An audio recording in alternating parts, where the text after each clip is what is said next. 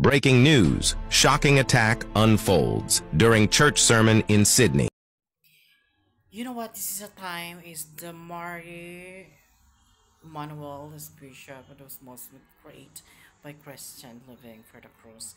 This is the Sydney, Australia. Is a man yung umatake sa kanya yung tao ng si Satanas spiritual because she's old and is bound to the whatever the heavens rule. Kasi matanda na siya sa earth. Kaya time na talaga niya yan.